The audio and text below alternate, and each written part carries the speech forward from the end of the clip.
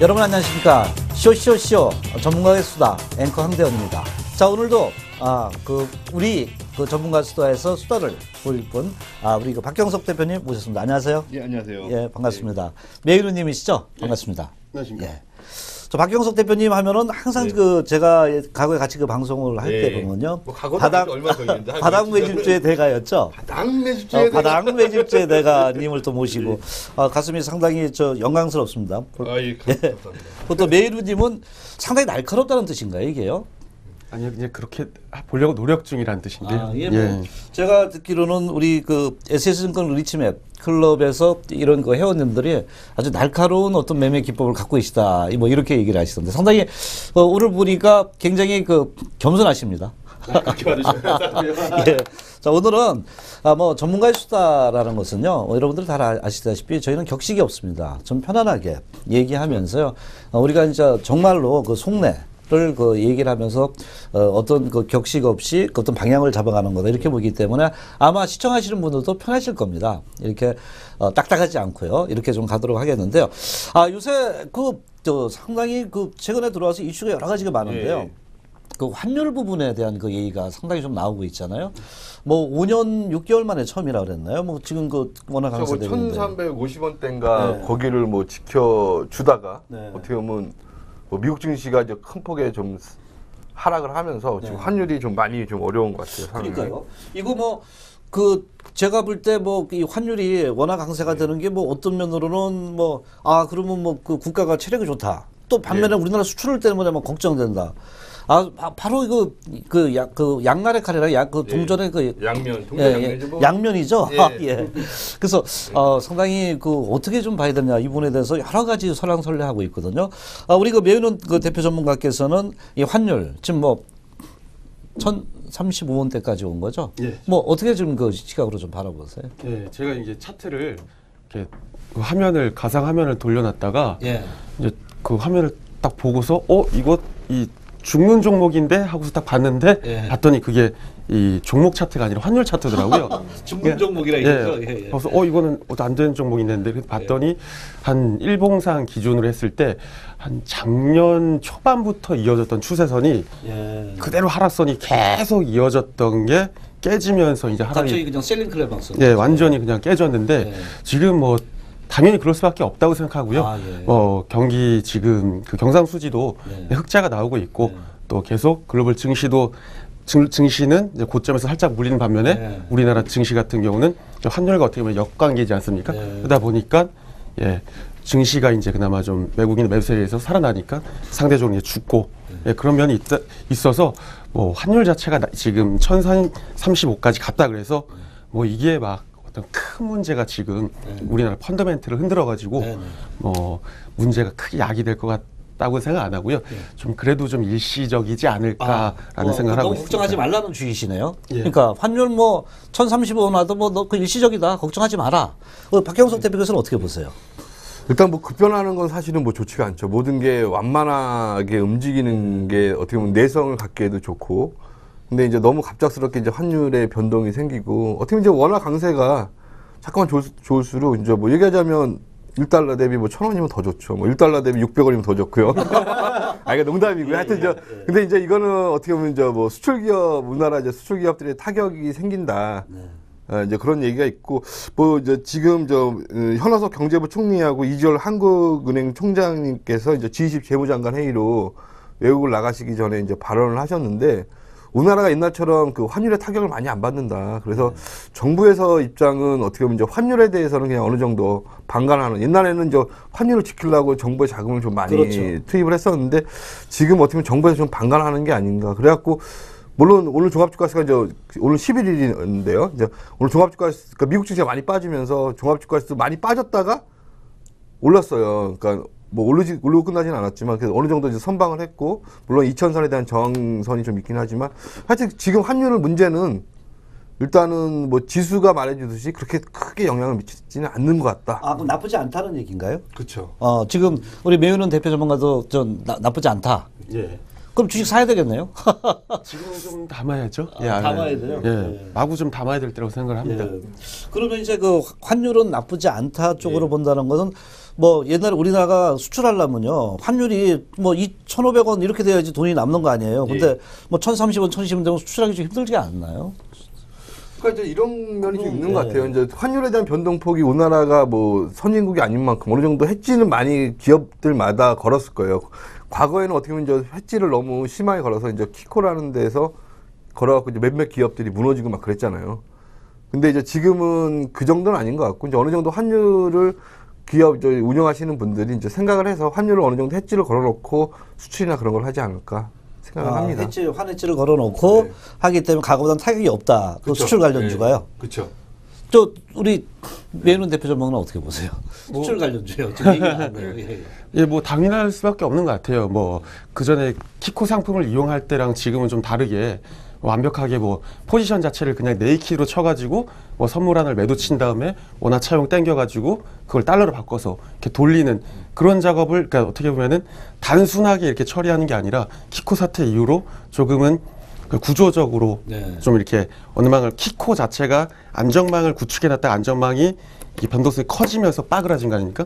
근데 지금은 이 상품 구성 자체를 단순하게 그냥 $달러 선물 치고 뭐 이런 식으로 선물을 매도 치고 이런 식으로 가져가지 않기 때문에 충분하게 뭐 외화 자금도 그렇고 뭐 충분히 좀 수출 기업들도 무리 없이 그냥 버텨나갈 수 있을지 않을까 하고 생각합니다. 말씀이 좀 학구적에 좀 어렵네요. 그러니까 별 문제 없다 이거죠? 그러니까 예전에는 쉽게 설명드리면 키코라는 거가 이제 변하지 않는 이제 박스권 양매도 전략으로 박스권 안에 갇히는 거로 생각했는데 갑작스럽게 이제 환율 문제가 터지면서 양쪽으로 크게 변동성이 생기니까 한쪽이 손실이 엄청나게 난 거죠. 이제 그러면서 어떻게 보면 이제 몇몇 기업들이 근데 반대로 갔으면 사실은 그 기업들은 엄청나게 수익을 났고요. 대박 난 거죠. 네, 대박. 근데 물론 이제 또 그 반대로 가서 이제 기업들이 이제 그 뭐랄까 이제 부도나게 없어지고 했지만 중요한 그러니까 그걸 한번 경험을 통해서 이제 기업들이 어떻게 보면 이제 환율의 변동에 대해서 아 이런 거구나 하고 어느 정도 안전망을 좀 한 거로 좀 보여지고요.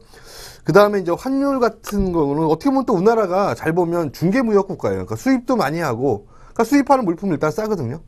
그 다음에 또 그걸 가공해서 또 파는 거니까 어떻게 보면 동전의 양면처럼 이게 동전을 던졌는데 앞면이 나오든 뒷면이 나오든 크게 상관은 없잖아요. 그렇죠?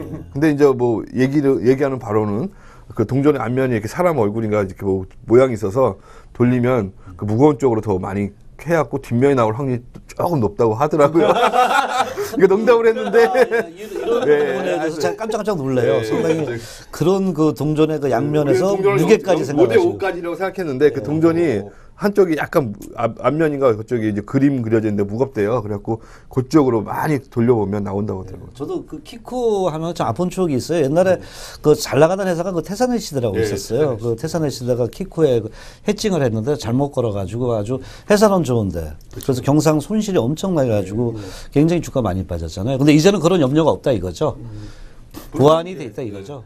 그러면 많이 옛날보다 예방주사를 한 대 맞아요. 그러니까 이런 겁니다. 예방주사를 한 대 맞았다고 완전히 예방되는 건 아니잖아요. 근데 이제 어느 정도 한번 경험이 있으니까. 근데 이제 보통 이러죠. 이제 천재들은 사실은 경험을 안 하고 알 수 있고요. 이제 수재들은 한번 경험하면 그때 이제 이게 이제 이렇게 하면 안 되는구나. 그리고 이제 일반 사람들은 이제 2번은 당해야지. 이제 2번 정도는 당해야지. 이제 이제 이게 안 좋은 거구나. 근데 또 하죠. 근데 지금 그러면 어제 수재입니까? 천재입니까? 일반인입니까? 저는 지금 수재 반, 뭐 일반인 반 쪽에서 그러니까 주식을 하면 느낀 게 이게 꼭 내가 하지 말아야지 하는데 이제 똑같은 일을 이제 반복하고 2번은 다시 이제 그래갖고 이제 어느 정도 이제 깨우쳐서 이제 주식을 지금 하고 있는데 조금 잘 되고 있습니다. 저 매윤 대표 전문가는 수재입니까? 천재입니까? 일반인? 평범한 일반인이죠. 예. 역시 참 겸손하시네. 대표님은 그러니까 본인은 생각하시기에 수재하고 그러니까 천재는 아니고 그러니까 어렸을 때부터 뭐 이렇게 알지 못했고요. 세상에 이제 대부분 이제 우리가 빨리 할 수 있는 길은 책을 통해서 아는 거고요. 아니면 이제 경험을 통해서 아는 방법이 있는데 제일 쉬운 건 경험을 하는 거죠. 똥이 된장인지 찍어봐야 돼요. 그렇죠? 그러니까 이제 먹어봐야지 이제 알고. 먹어봐도 모르면 어떡합니까? 그거는 이제 병원 가보셔야죠. 병원 가서 이제 그 미각 테스트라고 받아보시고. 우리 박경선 대표님은 그러니까 본인이 이렇게 인정은 나무 아직 모르죠, 이렇게 일반인인지. 이거잖아요. 내 자신을 나의 시각으로 바라본다면 뭐 물론 천재라고 하겠죠. 뭐 제일 뛰어난 사람을 생각하는데. 제일 좋은 건 객관적으로 다른 사람들이 평가하는 게 가장 중요하니까. 저는 천재 같아요. 양면의 동조 이쪽이 무겁다는 걸 아시네. 앞면이. 그거만 아는 게 아니에요. 그거만 아는 게 아니에요. 커먼 센스죠. 뭐 상식이죠. 자, 그러면 우리가 이제 그 환율 얘기했잖아요. 이제 환율이 큰 뭐 과거보다는 뭐 키코라던가 이런 부분에 어떤 변수도 없고 뭐 아까 이겨낼 수 있다 이렇게 했는데 그럼 수출 관련주도 그렇게 크지 않다. 그럼 왜 자동차도 그렇게 움직이고 흔들리고 막 그랬잖아요. 그건 어떻게 보세요? 자동차주요? 예. 자동차주 같은 경우는 뭐 계속해서 북미 자동차 시장이 좀 많이 안 좋았고 예, 전체적으로 이제 도요타가 다시 살아나면서 현대가 다시 순위권으로 다시 밀려버리는 뭐 이러다 보니까 뭐 자동차 전반적인 시장도 안 좋고 그 중에 또 원탑이 도요타로 알고 있는데요. 이제 도요타가 또 다시 살아나니까 또 우리는 상대적으로 또 안 좋을 수밖에 없고. 일본 그 아베노믹스라 그러나요? 그 정책 실패했다는데 도요타도 살아나요. 우리 현대차가 살아난다. 아니, 근데 저는 일본에 대해서 너무 우리는 이제 일본에 대해 특별한 감정을 갖고 있잖아요. 사실은 아베노믹스를 하면서 일본 뭐죠? 지수가? 예? 니케이 지수가 사실 니케이 225가 올랐어요. 예. 그러니까 잘하고 있는 건데 우리는 너무 이제 일본을 그러니까 너무 이제 우경화로 나가니까 거기에 대해서 뭐 발언을 막 그렇게 하지만 사실은 아베노믹스 효과가 있었거든요. 그래서 지수를 올린 거잖아요. 그러니까 이제 어떻게 보면 그게 이제 성공적이다라고 지금까지는 평가를 받아야죠. 근데 수비세 인상한다면서 별로 성공적이지 않다는 얘기가 요새 또 나오고 있거든요. 그러니까 그거는 이제 지수가 말해줬고 나중에 니케이 225 지수를 보면 나중에 답이 나오지 않나. 그러니까 이제 우리나라 정권이 가장 뭐 잘한 정권들 보면 종합주가세를 말려 올려놓은 대통령이 최고의 대통령 아닙니까? 주식하는 입장에서. 여기서 이제 주식하시는 분들은 당연히 다 이제 주식하시는 분들만 본다고 생각을 해요. 여기서 뭐 너무 급급한 분들이 이제 아니 저는 친일파 아니야? 그럴 수도 있겠지만 저는 이제 그런 건 아니고요. 그러니까 이제 뭐 경제적인 입장에서 본다면 이제 2003년도에 부시가 이제 미국 이라크를 침공할 때도 마찬가지로 그 전쟁을 일으켰잖아요. 근데 이제 그러면서 세계 증시가 다 올랐어요. 물론 이라크 국민들한테는 되게 뭐 안쓰러운 얘기지만 거기에 화학무기도 없는데 화학무기 있다고 그래갖고 전쟁이 일어나면 세계 증시가 다 올랐거든요. 우리는 부시 대통령한테 감사해야죠. 증시를 올렸으니까. 그렇잖아요. 그러니까 우리나라 대통령도 뭔가 새로운 모멘텀을 만들어서 경제를 활성화 시켜야 된다. 그러니까 종합주가에서 많이 올리는 대통령이 최고의 대통령이다. 소비세 얘기는 뭐 따로 좀 이따 또 해볼 수 있겠지만 이제 일본 입장에서 보면은 이제 뭐 일본에 있는 주식쟁이한테는 뭐 최고겠죠. 최고겠는데 그만큼 어떻게 보면은 이 아시아 섹터에 할당된 그 자금 자체가 결국 전 일본의 그 아베노믹스로 인해서 이제 그 셀 코리아, 바이 재팬 이런 기조로 흘러가다 보니까 그동안 뭐 계속 이제 눌려 있다가 터트려지는 벨기에나 베트남 또 아르헨티나 또 러시아는 좀 별로 안 좋지만 나머지 국가들 좋지 않습니까? 그러니까 터져줄 때 우리나라가 좀 못 터진 이유가 이제 옆에서 아베노믹스가 이제 그걸 하고 있으니까 돈이 안 들어온 우리나라에 또 상대적으로 이제 할당이 덜 되고 오히려 조금 대만이나 이렇게 다른 쪽 가버리는 영향도 있었거든요. 그러니까 저도 내일은 대표 전문가님한테 의견이 일치하는데요. 아까 뭐 저 일본 좀 몰라도 좋다고 저는 그 일본이 빠졌으면 우리 한국이 오른다고 생각이거든요. 아니 그만큼 아베노믹스라는 정책이 그러니까 아까 아베노믹스를 얘기해서 잘하고 있다. 그러니까 우리나라 대통령이 어떻게 보면 우리나라도 사실은 약간 뭐 제일 좋은 거는 원화로 조절하는 게 가장 쉬운 문제죠. 원화로 얘기하자면 기업들의 순이익을 증가시킬 수 있잖아요. 우리나라 수출을 많이 하니까. 일본이 사실은 이제 그 엔화 약세를 통해서 어떻게 보면 이제 일본 기업들이 수익성이 좋아지고 이제 그렇게 하고 있는데 우리나라까지 같이 시도를 하려다가 사실은 어떻게 보면 미국에서는 이렇게 이제 한국이란 나라와 일본이란 나라 이렇게 심판이 남던 지금 사실은 일본의 손을 들어주고 있는 상황이거든요. 이게 분위기가 좀 그렇잖아요. 지금 일본이 뭐뭐 해도. 근데 이제 한국은 약간 좀 어떻게 보면 지금 한 발이 좀 중국적으로 가 있어요. 여러분들도 느끼실지 모르겠지만 지금 이게 어떻게 보면 뭐 일본의 그 아베가 신사참배 뭐 그런 문제까지 막 여러 가지가 막 엮이면서 좀 일본과 우리나라의 어떻게 보면 이제 그 제품이 겹치는 게 너무 많아요. 세계 수출하는 게 뭐 그러니까 자동차. 제가 얘기하는 거예요. 저도요. 그래서 아베노믹스가 좀 안 좋았으면 좋겠다는 얘기인데. 그렇다고 제가 뭐 일본까지 찾아가서 네. 어쨌든 우리가 이제 지금 우리가 이제 수출 관련주 환율 때문에 얘기하는데 환율을 얘기하는 건 당연히 우리가 경쟁 관계가 제일 일본이 그렇죠. 많잖아요. 겹치는 게 많으니까. 또 아까 도요타가 살아난다 그러니까 전 현대차가 살아났으면 좋겠어요. 근데 그래서 우리가 많이 흔들린다고 아까 말씀하셨잖아요.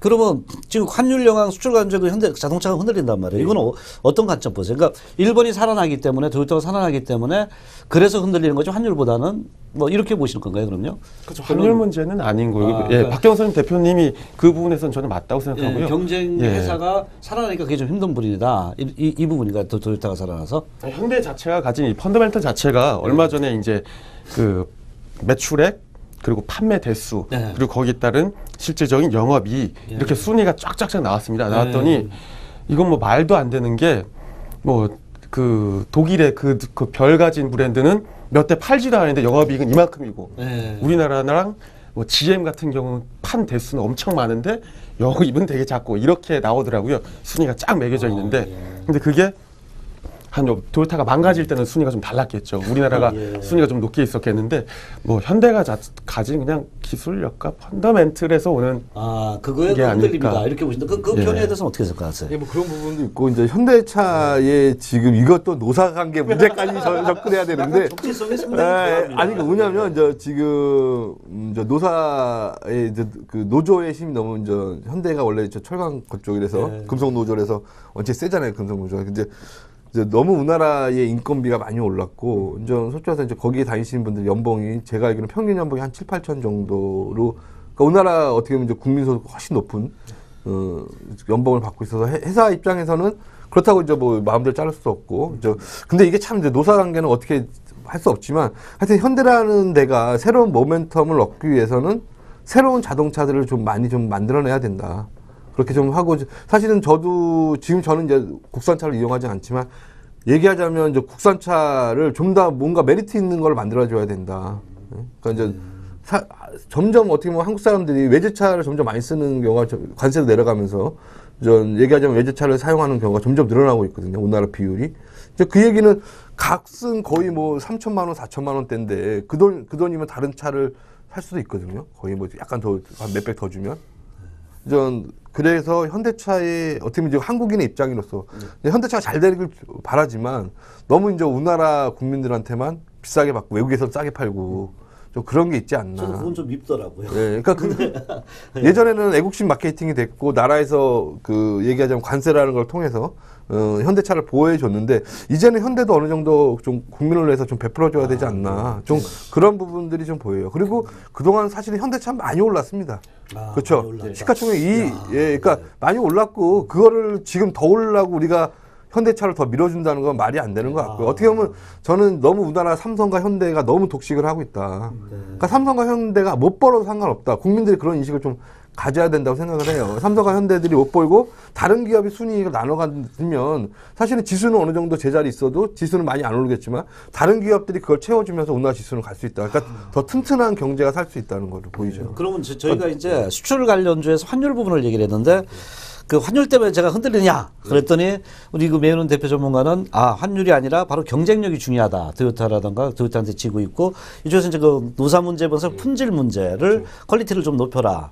그래야지 되고 주가가 많이 떴다. 그러면 지금 현대차의 조정, 자동차주들의 조정은 지금 환율보다는 구조적인 문제가 더 있기 때문에 조정이 들어갈 수 있다는 얘기인가요, 그러면 이제? 그러니까 저는 뭐 조정이라기보다는 조정은 제한적일 것으로 보이고요. 그러니까 왜 그러냐면 지수는 어떻게 보면 이제 지금 외국인들이 사놓은 부분들이 있어서 어떻게 보면 상방으로 보이는데 다만 그 상방을 가는 과정에 계속 오를 수는 없잖아요. 주구장창. 그렇다면 너무 지수가 빨리 오르는 효과가 생기고 그러니까 이제 대형주들은 사실은 그동안 뭐 고점 대비해서 어느 정도 조정을 받았지만 그동안 오른 폭은 되게 많았어요. 그러니까 현대차나 뭐 지금 삼성전자도 많았고요. 지수 상승률보다 훨씬 다 상승률이 높았거든요. 그 얘기는 반대로 얘기하면 삼성전자와 현대차가 우리나라 지수를 끌어올렸는데 사실은 다른 기업들은 오르지도 못했다. 대리 빠졌죠. 그러면 삼성과 현대가 좀 현대차가 쉬어줘야지. 그동안 모르는 증권주, 건설주도 좀 몰라요. 그렇죠. 이제 서로 좀 주고받는 관계가 돼야지. 이게 삼성과 현대차가 또 여기서 또 우리가 오르라고 바라는다는 거는 사실은 너무 시장을 그 두 기업한테 너무 밀어주는 게 아닌가. 그래도 참 그 주식 하실 때 보면 상당히 그 냉철하신데 마음은 참 푸근하시네요. 다른 주식도 좀 올려주라. 자, 그러면 결론을 다시 한번 했는데 그럼 현대차 자동차들 네. 지금 갖고 계신 분들 많을 거란 말이에요. 저 우리 방송 보시는 분들은 또 그 환율 때문에 그런 줄 알았더니 이거는 그 다른 얘기가 지금 나오고 있단 말이에요. 도요타 보는데 그럼 지금 상태에서 자동차 위치 뭐 이거 더 가냐? 아니면 여기서 뭐 아까 행보하느냐? 아니면 하락이냐? 어떻게 보세요? 제가 며칠 전에 전화를 한번 받았는데요. 예. 그 이분이 이제 제가 추천하지 않은 종목을 저희 오프라인 이제 관리해드린 계좌인데 현대차를 보면 어떻겠냐라고 말씀을 통화를 이제 했습니다. 해가지고 그거는 아닌 것 같은데 아직 저도 박경선님 대표님 말씀처럼 조정은 뭐 길진 않을 수 있지만 그래도 조정을 받는 과정이기 때문에 오히려 좀 가격이 더 살면은 나중에 하자라고 말씀드렸거든요. 그러니까 저는 아직 뭐 조정받을 시간이 좀 더 있어야 된다고 생각합니다. 마찬가지로. 그러니까 오늘 환율을 보면서 수출 관련주를 보다가 자동차까지 왔는데 자동차 여러분들 우리 그 양쪽의 대표님들이 얘기하기에 생각보다 그렇게 녹록하지가 않네요. 나 바로 환율이 이게 간다 이렇게 얘기할 줄 알았더니 아니다. 두 분 다 아주 뭐 상당히 냉정한 평가를 해주셨네요. 근데 제가 좀 하나 좀 물어볼까요? 저 뭐 이렇게 방송하시고요, 또 전문가 생활하면 스트레스 많죠? 많아요? 주식하는 사람은 돈 따면 뭐 그게 스트레스가 해소되는 거고요. 돈 잃으면 스트레스 쌓이는 거죠. 매일은 대표 전문가는 어떻게 생각하세요? 이제 뭐 마찬가지입니다. 뭐 다 실질적으로 돈이 걸린 문제니까 저도 돈 따면은 스트레스 풀려지고 돈 잃으면은 스트레스 쌓이고요. 그 참 우리가 이제 이게 특히 이제 주식이라는 게요. 저도 이제 그 주식을 좀 많이 해봤지만은 과거에 이게 참 주식이 사람만 같이 여기 사람만 보다 더 모르는 게 주식이더라고요. 어떨 때는. 근데 거기서 또 이제 전문가님들은 나름대로 어떤 그 맥을 잡아가지고 이제 거기서 이제 수익을 내고 또 그런 역할을 지금 하시잖아요. 그러니까 상당히 저는 스트레스가 많을 것 같아요. 그런데 그거 이제 수익 나오면 괜찮다. 그렇죠. 이제 수익 나면 뭐 세상이 행복해 보이죠. 세상이 행복해. 모든 게 다 행복해요. 박경수 대표가 좀 행복해 보이시는 것 같은데. 그 바닥 매집주에 대해 가지고 그냥 또 수익을 많이 나신 걸로 알고 있는데. 수익이 요새 그냥 뭐 시장 수익률보다 하여튼 좀 많이 나서 나름대로 이렇게 뭐 많이 나신 분이 한 20% 났다고 하시더라고요. 지금 2월 달에 하신 것 같네, 진짜. 저도 한 그 정도 난 것 같아요. 스트레스는 없겠네요, 별로. 다른 그렇죠. 그래도 아직까지 이제 그동안 아직까지 저는 I am still hungry. 아직 지금 뭐 한 팀 정도 이기는. 잘 모르겠지만 배고파요 아직도요. 아직도 아직도 목마르다고 이런 얘기도 있잖아요. 또 우리 메론 대표 전문가께서는 선물에서도 제가 상당히 그 정평이 나 있는 걸로 알고 있는데 뭐 행복하십니까? 안 하십니까? 스트레스 있으십니까? 안 있으십니까? 또 없다 그럴 것 같아요. 또 수익 났다고. 어떻게 그러니까 스트레스 많이 받는데요. 뭐 주식은 뭐 그럴 수 있습니다. 주식은 뭐 제가 고른 종목이 갈 수도 있고 안 갈 수도 있어서 뭐 시장 수익률을 상회하면은 그나마 좀 그래도 안심이 되는데 이 선물 같은 경우는 그 리딩을 해도 똑같은 지수로 똑같은 가격을 리딩을 해도 따라오는 분 못 따라오면 이 편차가 큽니다. 그렇죠. 이렇게 청산을 하고 가는 과정이. 그러니까 분명히 누구는 어느 정도 수익인데 같은 가격대로 누구는 이제 뭐 그렇게 되고 하니까 이제 그런 걸로 스트레스가 오는 거죠. 그 메인 전문가님이 그때 자전거 사이클 이렇게 사신다고. 사이클 좋아해요. 사이클 타는데 그 겨울이라고 못 탔다가 지금 이제 날 풀리니까 또 종목들이 막 살기 시작해가지고 그거 보느라고. 자전거 타는 것보다 돈 따는 게 더 재밌어요. 인생이 참 그래요. 돈 따는 게 재밌다. 뭐 돈은 인생의 전부는 아니다 이런 얘기를 하지만 주식의 수익은 인생의 전부네요. 그렇죠. 얼마 전에 또 박 대표님 또 출산까지도 하셔가지고 출산하셨죠. 예. 벌써 좀 바쁘시겠네요. 딱 어제가 한 달 약간 넘고 이틀 됐고. 잠 잘 못 주무실 것 같은데. 그쵸. 이제 그 애가 거의 뭐 2시간마다 이렇게 이제 깨고 하니까 저는 이제 그런 줄 몰랐죠. 그러니까 애를 제가 예쁜 모습만 이렇게 자는 모습만 봐갖고 2시간마다 주식 어떠냐고 물어봐요. 뭐 그 정도로 뭐 애가 아직 이렇게 천재는 아니에요. 그 정도는 이제 딱 일어나갖고 그러니까 이런 말 있잖아요. 그 부처님이 부처님 어머님이 이제 태어났는데 딱 태어나자 한 말이 딱 이거예요. 천사, 그러니까 하늘 딱 태어나서 딱 이제 뱃속을 나와서 세 걸음인가 딱 나와서 하늘을 가리키면서 천상, 그다음에 땅을 가리키고 천하, 유아, 덕전 부처님이 그러셨대요. 그럼 혹시 그 아드님이 뜻세요, 따님이세요? 아들이요. 따님이 스탁 그러지 않았어요? 또 혹시 또 우리 증권계 또 대부로 또 등장할지 하여튼 모르겠네요. 뭐 예, 그러니까 공부는 좀 시켜야. 그러니까 이게 주식을 하게 되면 세상의 여러 가지 일들을 많이 알게 되더라고요. 그러니까 얘기하자면 뭐 사소한 일부터 해갖고 뭐 발렌타인데이까지 알아야 되고 뭐 예. 아니 그러니까 그런 거죠. 뭐 그날 뭐가 유니더스라는 기업이 오르더라고요. 예. 왜 오르는지 한번 생각해 보시고요. 발렌타인데이에 유니더스가 오르다. 야, 뭐 그런 저 관련이 옛날에 막 있어갖고 왜 오르냐? 예, 그다음 뭐 첨단 신소재가 뭐 나와서 네. 뭐 거기 관련주도 오르고, 그러니까 여러 분야에 이렇게 관심을 갖게 되더라고 사람이 하다못해. 그러니까 결국 이제 우리가 이제 특히 이제 전문가 생활을 하다 보니 이제 스트레스를 받는데 제가 이제 느낀 게 뭐냐면요. 결국 수익이다. 참. 수익이 나면은 그 고객들이 행복하니까 그걸로 이제 그 스트레스가 안 풀려, 스트레스가 없고 또 이제 만일 수익이 안 났을 때는 이제 스트레스 받는다. 확실히 전문가답습니다, 다들. 그렇죠. 네. 말씀 좋게 해주셔가지고. 네. 지금 이제 우리 얘기가 났으니까 그렇잖아요. 우리가 참 우리가 이렇게 있다 보면은 우리도 이제 증권방송이지만요.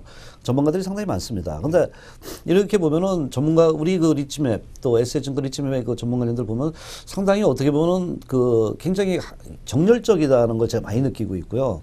그리고 좀 순수하다 이런 걸 느끼는데 전문가들의 어떤 그 자존심, 난 그걸 한번 좀 묻고 싶더라고요. 우리가 물론 전문가를 하지만은 최근에 여러 가지 얘기도 나오잖아요. 근데 꿋꿋하신 분도 많고 제가 볼 때도 꿋꿋하신 것 같아요. 근데 전문가들의 어떤 그 자존심, 이거 뭐 한마디로 어떻게 얘기를 할 수 있는가요? 뭐 장사 잘하는 사람들도 있겠고 뭐 여러 가지. 예. 이거 같아요. 우리가 이제 구두 이렇게 닦는 분들 보면 딱새가 있고 구두를 잘 닦는 분이 딱새요? 있고 그다음에 잘 찍어 오시는 분이 있어요.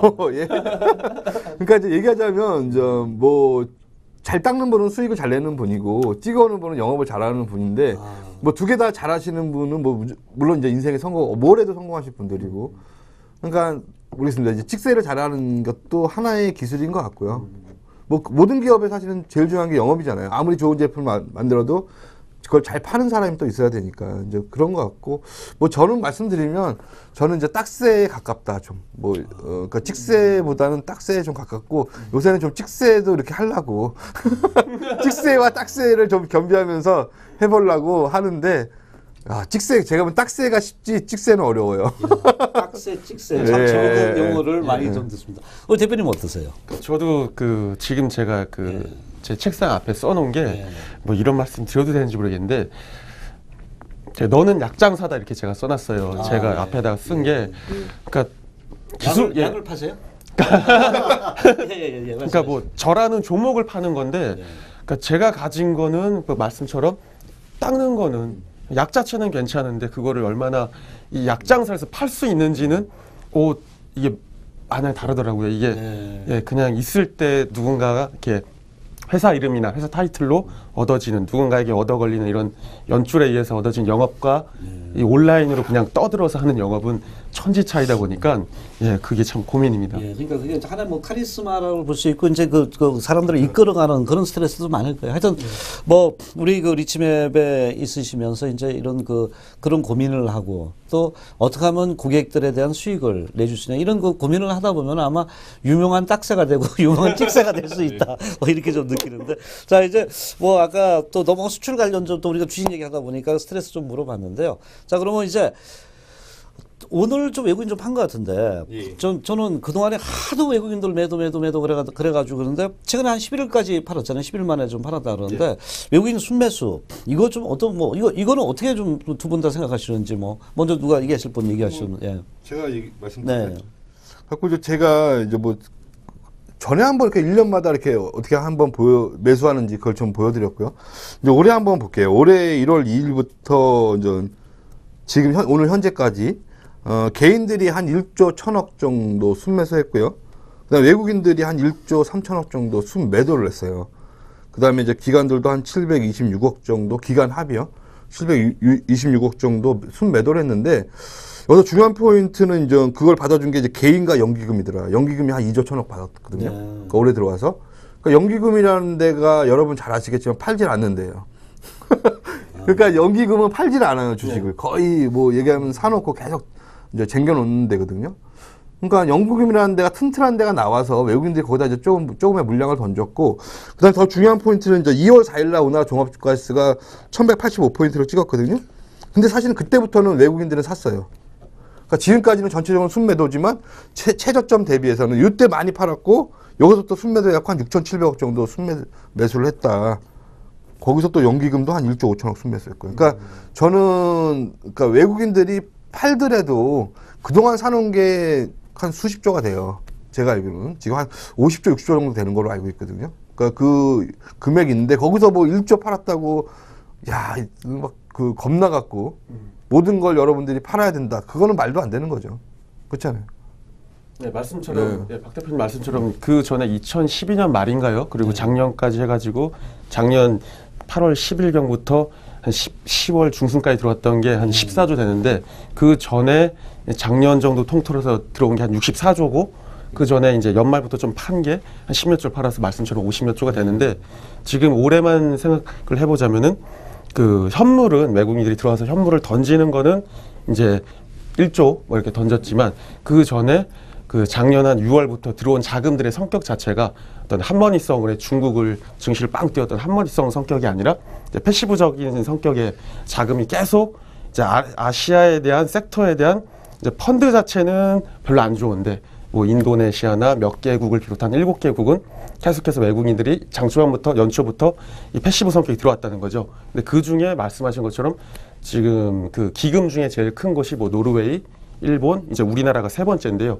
그 중에 가장 큰 또 노르웨이 기금도 우리나라 걸 담았고 이제 그러고 나서 현물에 대해서 우리나라 외국인이 막 던지는 도중에도 결국 패시브적인 성격이 자금에 들어왔다는 거고요. 그리고 나서 말씀하신 것처럼 2월 딱 그 순간부터 또 한 3조 5천억인가 또 매수를 또 붙였거든요. 그러니까 뭐 환율이나 지금 당장 뭐 고점에서 약간 박스권 상단 높였다가 눌리는다기는 뭐 조정으로 봐야 될 것 같고요. 예, 저도 뭐 그래서 그 점에서 박 대표님 그 말씀하신 결론과 동의하는 바입니다. 좋다는 얘기죠. 예. 높였다가더라도 해도 좋다 이거죠. 예. 말씀대로 이제 외국인의 순매수 부분은 오늘 뭐 팔아도 앞으로 기조가 그러니까 그냥 단순하게 계산하면 내가 50조를 갖고 있는데 1조를 팔았어요. 그 다음에 신문 광고를 한 10억 정도 주고 내요. 1조를 팔았습니다 하고. 예. 그럼 사람들은 겁먹잖아요. 1조라는 돈이 엄청 큰잖아요. 근데 사실은 뒤에서는 59조를 이제 49조를 갖고 있더라. 그렇게 생각하시면 돼요. 외국인의 그렇죠? 순매수는 장기적으로 봤을 때는 지금 매수다. 지금 그러니까 걱정하지 마라. 이제 이 박스권에 갖춰놓고 이제 지금 뭐 이렇게 통계적으로 나온 게 개인 투자 비중이 많이 떨어졌대요. 근데 그 금액이 떨어지면서 개인들의 비중이 많이 축소됐다고 하더라고요. 그러니까 개인들 결론은 이 박스권에서 잃었고 유일하게 그 돈을 따간 것은 이제 외국인이다. 그러니까 외국인하고 뭐 연기금도 당연히 땄겠고요. 뭐 계속 샀으니까. 그러면 지금 이제 순매수를 오늘 두 분이 그 의견이 너무 둘이 일치하시네요. 좀 이렇게 반대가 좀 나오고 이러셔야 되는데 물론 그건 자기 의견이니까요. 근데 이제부터 반대하겠어요. 그런 건 아니고요. 근데 어쨌든 외국인의 순매수가 현재는 장기적으로 이어지는 거고 마찬가지로 장기적으로 이어지는 거니까 뭐 지금 장은 박스권이지만 상방향으로 본다는 건가요? 그러면요? 그렇죠. 그 상승 쪽으로 보시는 거예요? 그럼 2,000포인트 이제 뭐 바닥해서 가는 거예요? 저는 갈 것 같습니다. 갈 것 같습니다. 어떻게 보세요? 저는 그러면 이렇게 이제 뭐 얘기하자면 이천선이라는 데가 사실은 뭐 아무 의미가 없잖아요. 근데 이제 우리가 이제 보통 이제 그런 그 이천선을 할 때 뭐 심리적 저항선, 심리적 지선인데 이제 이런 거죠. 뭐 100원짜리 주식이 아니 그러니까 100원대에 있는 주식이 1,000원 오를 때 그 진통 과정이 겪거든요. 그리고 이제 1,000원대 뭐 몇천 원대 있던 게 이제 10,000원대 오를 때 한번 호가 차이도 변하지만 저 진통 과정을 겪어요. 그러니까 이제 우리나라도 2000선에 오면 뭔가 뭐 위에서 때리는 물량들이 나오고 뭔가 악재들이 좀 나오는 것 같아요. 근데 결론은 가는 거다. 그러나 이제 중간에 여러분 이제 뭐 전에도 한번 얘기했지만 한성이 국화꽃을 피우기 위해서는 봄부터 서쪽새는 그렇게 울었다. 그러니까 얘기하자면 쉽게 안 준다. 그러니까 이제 쉽게 안 주고 겁주고 별의별 얘기 다 나오고 뭐 테이퍼링 그다음에 뭐 소프트 패치 뭐 여러 가지 얘기들이 나오면서 여러분들을 겁주는 거다. 그러나 나중에 보면 올라가는 건데 그 중간에 여러 가지 뭐 우리 환율도 올릴 거예요. 막 여러 가지 그러니까 얘기가 나오면서 좀 속임수가 많이 나올 것이다. 근데 그걸 이제 견뎌내셔야 된다. 그게 바로 내공이다. 네. 예. 어쨌든 그 서쪽새가 우는 게 그 할미꽃이라 그랬나요? 정답입니다. 예. 그런 국가급에 비해서 울었으면은 지금 현재 외국인의 순매수도 계속 진행되기 때문에 2,000포인트는 이제 단기적으로는 지금 박스권의 흐름을 보이지만 가기 위한 진통이고 앞으로는 주가가 올라간다는 이런 그 얘기죠. 근데 아까 이제 박스권 얘기가 나왔어요. 지금 이제 우리 그 아까 말씀하신 중에 일반인들이 거의 다 많이 떠나갔어요. 왜냐면 박스권에서 하니까 재미가 없단 말이에요. 다 떠나가고 이제 외국인이나 기관들이 물량을 그 갖고 있는다는 큰 흐름을 봤을 때 그런데 정말 한 3년 동안 박스권인가요? 지금은 어떻게 됐죠? 3년인가요? 그 정도 되는 것 같아요. 참 힘든 장이었죠. 아, 눈빛이 안 힘들어 보이시는 눈빛이네. 뭐 그냥 먹고 살만 그냥 그러니까 이제 뭐 가는 종목은 더 네. 가죠. 그러니까 확실히 대단한 전문가들입니다. 왜냐하면 일반인들은 이 3년간의 박스권 속에서 왜 일반인들이 장을 떠났겠어요? 힘드니까 떠난 거거든요. 그런데 여러분 보셨죠? 우리 그 참 전문가들 대단하십니다. 외로우신 분이나 이렇게 내가 좀 정확한 가이드가 필요하다고 이렇게 저 행복하신 분들한테 같이 매매를 해도 되겠는데요. 이건 제가 너무 홍보를 해드렸고 자 어쨌든 이 3년간의 박스권이란 말이에요. 그래서 상당히 힘들다는 투자자들이 많아요. 그만큼 외국인 개인들이 떠나고 거래가 많이 줄었잖아요. 그래서 지금 아까 2,000포인트 돌파한다. 그러면 이제 3년간의 박스권 이거 요새 저 이런 얘기예요. 제 지인들이 야 3년 고생했다. 이제 바닥 왔다. 뭐 이렇게 얘기를 해. 근데 뭐 양적 하나 축소 뭐 이제 뭐 하고 뭐 이런데 무슨 바닥이냐 하는데 미국 시장은 지금 날아갔단 말이에요. 그죠? 그 사이에 날아갔죠. 근데 우리가 아직 못 갔단 말이에요. 근데 요새 미국은 흔들리는데 우리가 또 간단 말이에요. 좀 움직임이 좋단 말이에요. 그래서 이거 박스권 돌파하고 이제 간다는 좀 약간 그 야인들 중에서 좀 많이 아니시는 분. 야, 그 대세는 이제 간다. 이제 큰 장 온다. 그러니까 큰 장이 온다는 얘기를 하거든요. 요 부분에 대해서 한번 우리가 좀 얘기를 좀 해보고 싶은데요. 먼저 어떻게 말씀하실래요, 대표님? 네, 말씀하세요. 되게 겸손하시네. 그러면 좀 말씀드리고 우리나라 이제 최고치가 2,231포인트더라고요. 2,231. 원래 2,234포인트로 알았는데 3포인트 조정하겠습니다. 네, 2,231포인트 날짜를 또 까먹었네. 이게 이제 그래서 이제 현재가 아니라는 거 증명이 됐고요. 하여튼 이제 근데 그 포인트는 돌파할 거로 보여요. 근데 문제는 이제 그 기간이잖아요. 뭐 이거저 한마디로 물로 가는 자동차를 나오는데 그거 언제 나오느냐 이제 그게 중요한 거잖아요. 그러니까 지금 우리나라 2천선이 안착은 한 이번 그러니까 중순경에 그러니까 4월 달에는 안착할 것으로 좀 보여지고요. 2천선 안착은. 그다음에 최고치 돌파는 한 올 가을쯤에 최고치 돌파가 한번 나오지 않을까라고 예측을 하는데 이거 맞으면 이제 점쟁이로 좀 이렇게 말씀해 주시면 가을 들어오신 것 같아요. 그냥 가을에 중순경이 아주 정확하게 딱딱 집으시면서. 그러니까 저 하여튼 4월달에 2천선 안착에 돌파는 뭐 그 최고치 돌파 2,231포인트죠. 뭐 한번 돌파해 주는 거는 한 가을쯤에 9월달쯤에. 그 과학적인 예측하신가요? 아니면 작두 타가지고 생각하신 겁니까? 뭐 작두 탔다고 얘기해요. 보통 이제 박수무당이 작두를 타는데 가끔가다 이제 그분이 오시거든요. 그분이 오시구나. 야, 뭐 정확한 예측이시겠죠. 우리 그 메이론 대표 전망은 어떻게 생각하세요? 오늘 이거 보려고 네. 그 주봉이랑 그 주봉이랑 월봉으로 좀 봤어요. 봐가지고 그냥 어느 정도 그 올라가는 폭이 그냥 이전에 이어졌으면 이렇게 올라가겠거니 해서 봤는데 아직 저는 이제 그 어떤 주역이나 그런 박수문학을 논할 급이 안 돼가지고 안 돼가지고 제가 뭐 그렇게까지 말씀은 제가 드릴 그 급이 안 되고 저는 조금 더 걸리지 않을까 그냥 제 생각에는 당분간 박스 내년 내년 가봐야 되는 거야. 그러니까 우리 메이론 대표 전문가도 그분 작두 한번 타보세요. 그럼 정확하게 나오잖아요. 5월 17일 날 2,700포인트가 갈 거다. 뭐 이런 무슨 딱 중순까지 나오잖아요. 조금만 더 하시면. 대략 시나리오가 이제 만약 제가 상승장으로 장을 봤다 그러면 지금 저 움직임이 사실은 이제 우리나라가 뭐 2,050포인트에서 1,850인가요? 그때 이제 뭐 박스권이 계속 움직이는데. 한 번은 계속 돌파하려다가 실패하고 돌파하려다가 실패했어요. 그래갖고 제가 한번 뭐 강의 중에 가끔 얘기하는 게 이제 그 비행기가 이제 고무줄이 있는데 고무줄을 많이 태엽을 감을수록 그 상승폭이 높다고 좀 말씀을 드렸어요. 그러니까 그 풀리면서.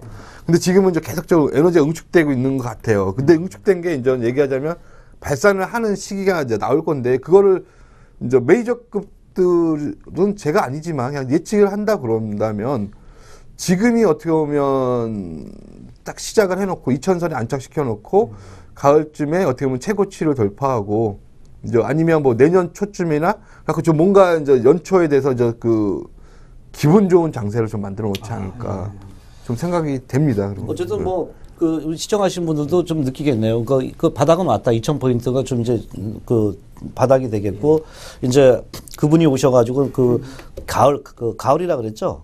이번 그쵸, 이제 가을에 아까 또 얘기도 했지만 거기서 살짝 넘어가면 내년 초. 아, 그죠?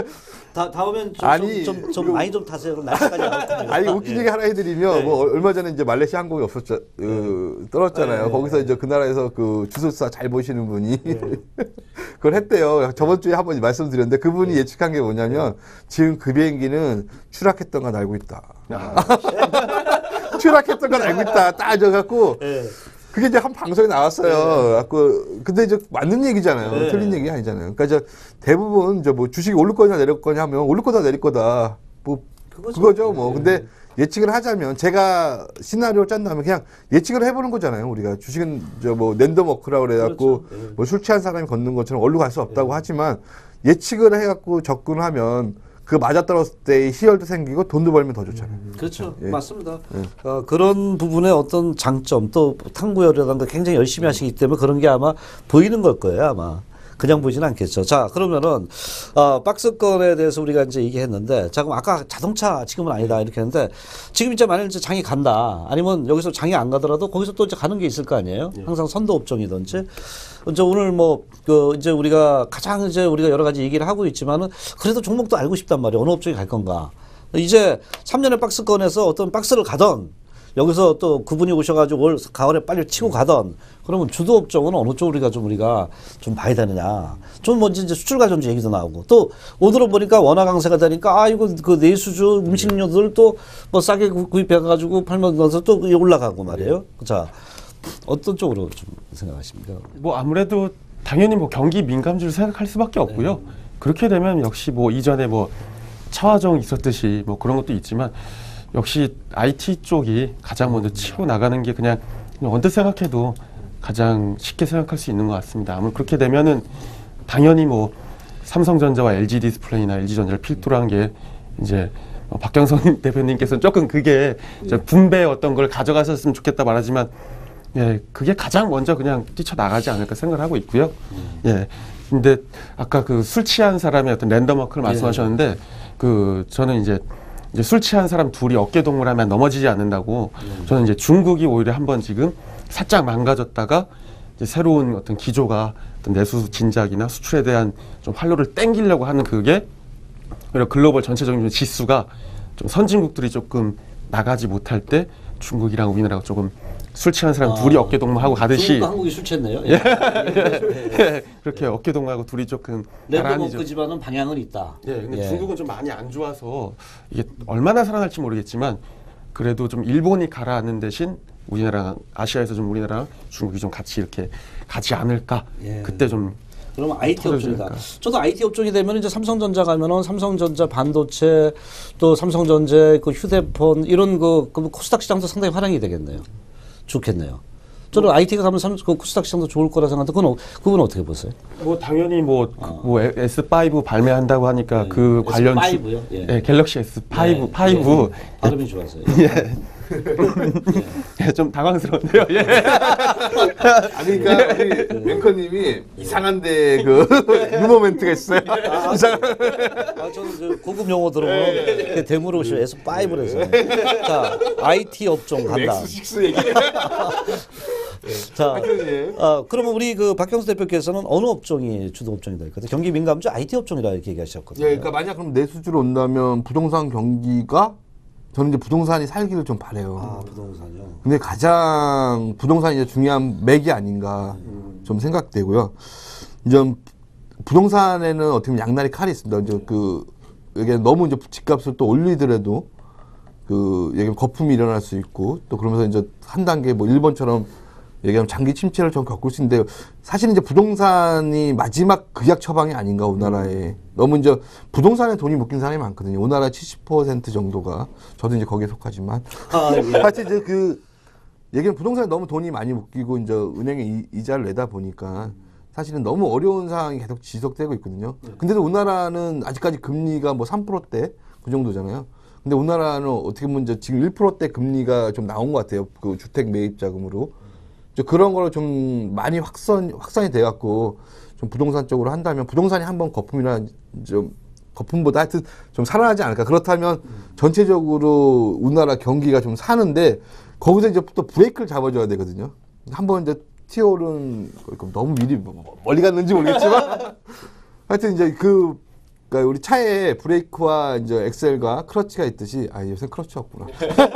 브레이크와 엑셀이 있듯이 그러니까 가끔가다 엑셀도 밟아줘야 되고 브레이크도 밟아줘야 되는데 그 이제 부동산에 대해서는 참 이게 민감한 부분이어서 뭐라고 할 수 없지만 일단 부동산이 너무 우리나라 국민들의 재산의 비중이 너무 부동산이 많이 집중돼 있다. 그러니까 이제 이거를 어떻게 보면 이제 좀 펀드나 채권 쪽으로 많이 좀 이렇게 가져야 되는데, 그러니까 이게 부동산이 안 풀리니까 어떻게 보면 이제 돈이 안 되는 거죠. 그리고 너무 이제 얘기하자면 대기업들은 지금 유보를 계속 돈을 쌓고 있고, 그렇다고 대기업한테 돈을 풀라고 대기업들을 많이 이제 세금도 낮춰주고 밀어줬는데 대기업들은 돈을 안 풀고 그 돈을 이제 계속 얘기하자면 금고에 쌓고 있고, 그러니까 이거는 어떻게 보면 얘기하자면 대기업들이 돈을 풀기 시작하면 사실 대기업들 순이익이 낮아지거든요. 그럼 또 어떻게 순이익이 낮으면 지수가 안 올라가요. 근데 다른 기업들의 순이익이 늘어나요. 그렇죠. 예. 제가 아까 지금 이제 그 PBR 그 부동산 이게 뭐 여러 가지 얘기했는데 아까 주도 업종이 뭐냐고 물어본 거거든요. 주도 업종 건설업종이 건설업종이요. 너무 돌아갔나? 네. 너무 돌아갔죠. 네, 너무 돌아갔죠. 예, 그러니까 저는 이제 제가 건설과 증권이, 그러니까 증권이 좋습니다. 지금 보니까. 예, 증권도 좋습니다. 예. 증권이 좋고 건설주도 좋고요. 증권주는 KTB 투자증권, 건설주는 성지건설 좋더라고요. 성지건설 뭐 개혁적으로 말씀드렸는데, 은근히 세더라고요. 한 30% 넘게 오른 것 같아요. 은근히 또 자랑하시네요. 더 올랐다. 아니 근데 저는 안 샀어요. 예. 그러니까 안 사고 이러는데 참 그러면 예, 건설업종이다는가요? 의외의 저는 좀 될 수 있지 않을까 생각을 해요. 그러니까 내수 쪽으로. 그러니까 하여튼 좀 봐야 될 것 같은데 건설업종은 이제 그 정부에서 정말 이제 우리나라 경기가 못 산다면 나중에 이제 얘기하자면 좀 극약처 방식으로 금리도 인하하고 지금 금리는 뭐 9개월째가 계속 동결이거든요. 사실은 근데 아직까지 우리나라가 경기가 안 좋아서 금리는 계속 좀 인하해 줘야 된다고 저는 생각을 하는데 한국은행 초임재님께서 뭐 저하고 생각이 다르시니까 하여튼 근데 계속적으로 좀 어떻게 보면 이제 이전에다 인생 끝나는 것 같아요. 그러니까 저희 나라가 그 부동산이 우리나라가 부동산이 뜰 때는 돈이 돌고 가처분 소득이 상당히 높아졌어요. 아까 우리 주식시장도 연세가 좀 있으신 회원님이신데 따르시더라고요. 부동산이 살아나야지 걔도 돈을 물고 다닌다. 그 말이 저는 그 말 듣고 진짜 맞는 말이다. 옛날에 이제 뭐 하루 아침에 눈 뜨 일어나면 집값이 막 2천만 원, 몇 천만 원 오르니까 이게 돈이 돈 같지 않아요. 그러니까 이 부동산 참 필요할 것 같아요. 올려놓으면은 이게 이제 내주에 버블이 되면은 그게 무너질 때 일본 같이 될까 뭐 그런데 이게 안 도니까 사람들이 돈이 없어요. 지금 가처분 소득이 없어요. 다 묶였잖아요. 예. 그러니까 부동산이 살아나야 된다. 그 논리도 저도 좀 이해가 갑니다. 좀 이해가 갑니까? 이제 IT 쪽이고 여기 건설주 쪽. 부동산 같은 경우는 뭐 미국 시장에서 2002년이나 2007년에 한 번씩 이제 망가질 때 자체가 뭐 실질적인 성장이 있는 게 아니라 이제 부동산에 의한 성장이었거든요. 그렇죠. 그리고 또 어떻게 보면은 올해 12월로 예정돼 있는 그 양적 완화 종료가 이제 그게 마감이 되면 뭐 자동적으로 통화량이 줄어들면서 이제 미국 가치가 달러 가치가 올라버리면 이제 우리나라 부동산에 대한 투자는 아무래도 좀 더 이렇게 미뤄질 수밖에 없다. 부동산 있는 사람들의 이자율 자체가 이제 우리나라도 금리를 그러니까 올리지 않을 수가 없으니까.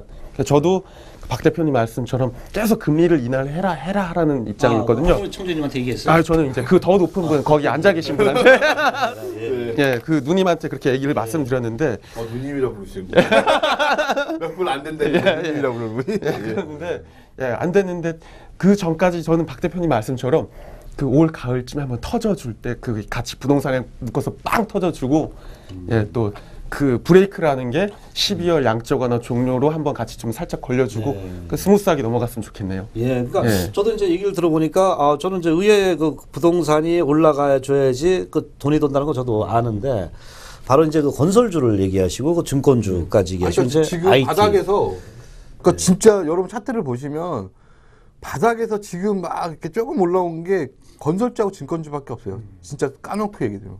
뭐 방송에서 그런 말씀까지.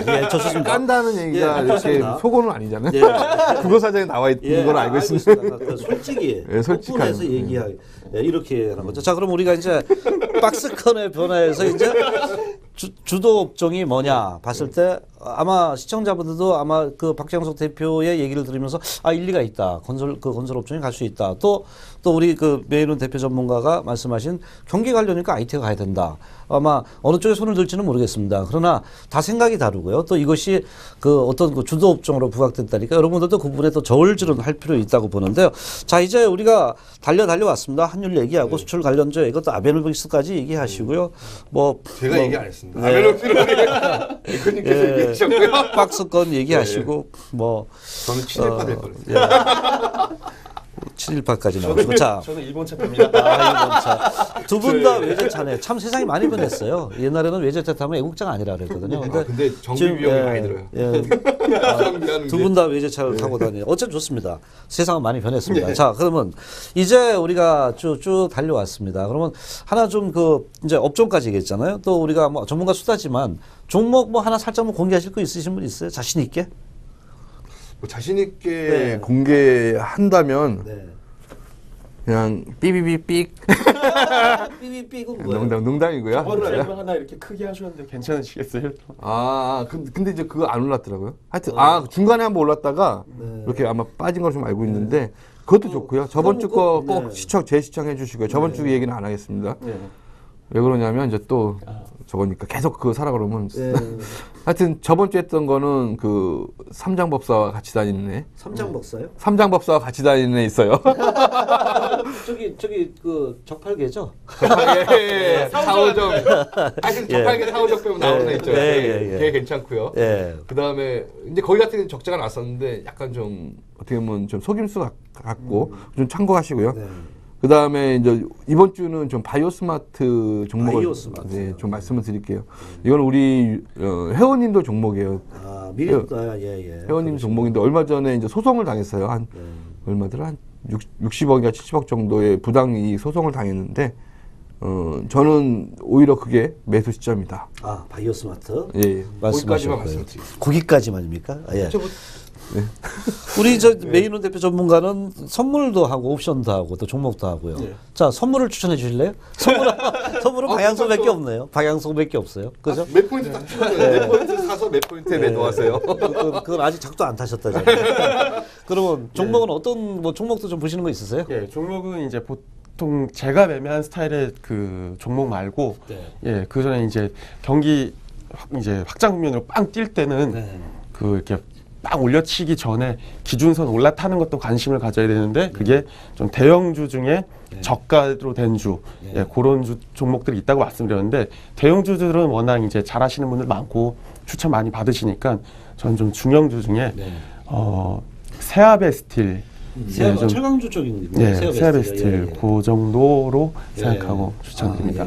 오늘 우리 또 대표님이 나오셔가지고 수다를 좀 많이 들었습니다. 제목이 수다, 쇼쇼쇼 수다잖아요. 원래 이제 한 주 지나면 평가를 받아야 되는데 뭐 알아서 평가는 뭐냐면 우리 그 SS증권 리치맵 co.kr 들어오시면은 많이 들어오신 분이 아마 평가를 더 많이 해주신 거고요. 오늘 그 종목 우리 대표님은 세아베스틸 말씀하셨고요. 바이오스마트. 바이오스마트의 바이오주 아닙니다. 바이오주 알았어요? 네, 바이오스마트가 이제 카드 전자지갑 쪽입니다. 이런 쪽인데요. 스마트 웰렛. 오늘 우리가 이제 그 본방송 이렇게 보면은 좀 우리가 좀 편안하게 격식 없이 좀 얘기하고 그러다 보면 또 우리가 또 얘기가 또 약간 헛나올 수는 있지만 시청자 여러분은 어떻게 또 평가하실지 모르겠어요. 근데 상당히 인기가 좀 높다는 얘기를 저희도 많이 듣고 있습니다. 그래서 여러분들도 편안하게 특히 이제 주식 전쟁이잖아요. 너무 우리가 뭐 전쟁이라고 매일 고민하고 뭐합니까? 이렇게 좀 편안한 얘기를 하다 보면은 또 거기서 어떤 해안이 나오지 않겠나 이렇게 봅니다. 오늘 그 박경석 대표님 참 오셔가지고 작두 타신 것까지 얘기하시고 참 아주 즐거웠었고요. 우리 그 메인원 대표 전문가님 상당히 오늘 겸손하십니다. 근데 주식에서는 아주 날카로우신 것 같아요. 선물하고요. 아니, 안경 벗었을 때와 썼을 때 아니, 매매하실 때는 안경 벗고 하시는 것 같아요. 우리 전문가님. 안경 벗으시면 메인운이 됩니까? 아니, 사진이 확 틀리더라고요. 오늘 두 분 다 상당히 수고하셨고요. 다음에 또 한번 여러분들과 같이 뵈면은 좀 더 재미있고 좀 더 또 유익한 그 시청자들한테 이런 것 좀 보여줬으면 합니다. 오늘 모두 수고하셨습니다. 감사합니다. 감사합니다. 감사합니다. 자, 여러분은 어땠습니까? 오늘 우리가 전문가의 수다, 뭔가 여러분들과 편안하게 격식 없이 커뮤니케이션을 통하는 이런 방송이 아니었나 이렇게 봅니다. 이제 바로 봄은 서서히 오고 있는 것 같습니다. 그래서 우리가 따뜻한 봄날이 온다면 주식시장도 그렇게 되지 않을까 이렇게 좀 보이고 있습니다. 희망을 갖고 또 기회를 찾아간다면 틀림없이 저희한테 큰 기회가 올 것이라 이렇게 믿습니다. 여러분들 오늘 편안하게 쉬시고요. 또 여러분들 또 찾아뵙도록 하겠습니다. 여러분 대단히 감사합니다. 고맙습니다.